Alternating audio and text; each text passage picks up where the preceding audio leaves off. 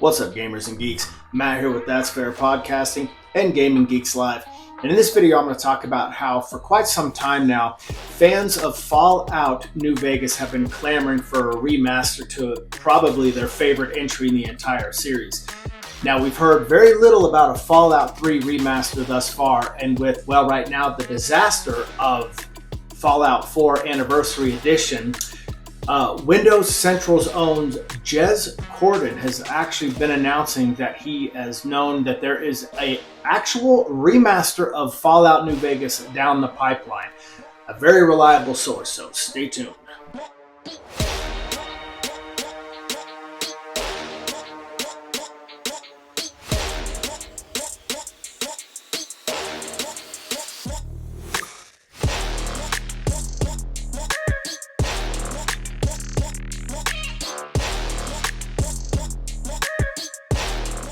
Jez Corden is a prominent industry insider. Now, this guy has received no source information, nor has he actually found any proof. But this guy in the past has actually come through on many predictions, and they've come true. So this guy is seemingly a reliable source when it comes to a possible Fallout New Vegas remaster. But if you are new here, please feel free to subscribe to That's Fair Podcasting or Gaming Geeks Live. Maybe like the video, as you always help us in that algorithm. I sincerely appreciate it. And if you don't do any of those things and you just watch as possible, but not factual, yet reliable sourced remaster of Fallout New Vegas, thank you so much for sticking with me. That's what means the most, and I appreciate it. Fallout New Vegas, I've talked to a lot of gamers over the years, and this seems to be their favorite entry in the entire series of Fallout. Mine's still probably Fallout 3 with Fallout New Vegas right there after it. I guess Fallout 4. Those are the only three Fallouts I've actually played. I've never played the first two. But I do know that there, in Fallout New Vegas, I think a lot of the favorite is the actual story, the ability to build the character, and the outcome of these choices. I think it makes it a popular as far as the game. I think that with Obsidian is actually the one that developed Fallout New Vegas and released it as far back as 2010. And given the storyline, given the player choices and the character builds, I think this is probably the largest reason why Fallout New Vegas is the fan favorite of the series. Your consequences of your decisions help shape the world in Fallout New Vegas. Now, that was kind of I don't want to say it was a new thing, but it was an advanced type of thing when it came out in 2010. And I really liked the arc at which you could take the direction of this character. You could be more pacifist, or you could be more destructive. Now, you didn't have the same kind of overall choice and experience upon making those choices with the consequences that followed them that you did in like Fallout 3. You didn't have that. But in Fallout New Vegas, I thought it broke new ground with a lot of the decision makings, the consequences of these choices, ultimately the character build and the way it shaped the world around you making all these choices.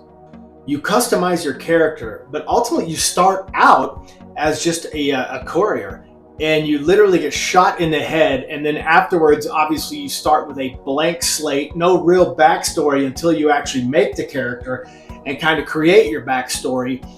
But then you roam a different wasteland that we weren't used to, that we got in, that I was used to. Because like I said, Fallout 3 was my first shot at the entry into the series. So I was used to more of a cluttered, more apocalyptic wasteland that we got in the DC area where buildings were everywhere. In this, you had the Mojave Desert. I thought they did a pretty damn good rendition of a Vegas style in Fallout New Vegas, even though obviously, given the time frame of 2010, and other things, it's still going to be a little bit smaller than what I think games were used to as far as overall size nowadays. I thought there was strong writing with the story. I thought it was a great story, and there were some tough faction choices in this one. I do know that a lot of it centered around the complexity of the majority of these factions is what a lot of the story centered around. And I really enjoyed the factions in this one versus the, such as we got in DC with the Brotherhood of Steel and whatnot. But again, you couple the factions in this one and the complexity of the stories joining these factions with the ever expanding world that you're shaping in Fallout New Vegas. And yeah, I can understand why this would be a fan favorite. Like I said, the only reason Fallout 3 was my favorite in the series, because like I said, it was my first entry into the series. But Fallout New Vegas just absolutely blew me away with the, like I said, the Mojave Desert and everything that it was accompanied with it. The story was a little darker, a little more thought-provoking, and it made the choices a lot more impactful when you made them. I remember when my first playthrough, I decided I was just going to gank Kaiser, if you remember him, and I did. And then I just realized, man, they all came in and just started kicking the shit out of me. I believe you were in these tents, and I could not for the life of me. But thank God I saved beforehand so I could actually make a different choice, because I did not get out of there alive, no matter how many times I tried. The quests, man, the quests weren't simple, man. They were very complex as well, which was kind of a nice change of pace from what we did get from Fallout 3. But I think it was months before Fallout Day of 2025, a journalist by the name of Jordan Midler actually suggested that there were multiple Fallouts down the pipeline being worked on. But one thing he also stated, he did add that there was one of those that he was sure that everyone would be excited for. Now, I don't know about you, but I can guarantee you not everyone was excited about this Fallout 4 Anniversary Edition, especially with how shitty it did when it launched on November 10th. But what would he mean? What would this Midler mean by everyone would be excited about one of them? I think there's another rather sizable clue that this is probably going to be Fallout New Vegas, because why would everyone be excited about this one? Don't get me wrong, Fallout 4 selling, as far as the selling aspect of it, did better than Fallout New Vegas. But I think a lot of times when you buy a worse game than some of its predecessors, that's how you learn. And then that's how companies, ultimately these developing companies, take bigger hits, because I don't want to say Fallout 4 was a flop, but I don't think it reached audiences such as a Fallout 3 and especially Fallout New Vegas. Like I said, with this Jordan Midler saying that someone was going to be, or everyone was more or less going to be a lot more excited about one of these projects. Again, everyone already knew about Fallout 3, the remaster. I mean, there had been like hints and whispers. There wasn't any video teasers, but there was a lot out there that was kind of giving us the idea that Fallout 3 was happening. So you kind of got to take that out of the equation. I know damn sure you can take Fallout 4 Anniversary Edition out of the equation. Not everyone is excited, and I don't see Bethesda actually making a killing on this as it was, because making videos before this release, people were not excited about this. This Jordan Midler is guaranteeing that the majority of us are going to be super excited about one of the projects, one of the various projects being worked on down the pipeline as far as the Fallouts. And it's not Fallout 5 either. Why? Because that's coming out after Elder Scrolls 6, which we should see sometime in 2030. Guys, this is not an actual confirmation, of course. There is no real actual confirmation. But when you take into account Jez Corden and Jordan Midler, they give you a lot of actual reasons, I think, to be excited, especially Jez being a very reliable source in the past with some of the things that he's kind of gotten whispers of that have actually come to fruition. Now, I can look into it and research it when I do another video on this and give you guys the rundown on some of the things he's actually gotten whispers of that have actually come true, but there are plenty.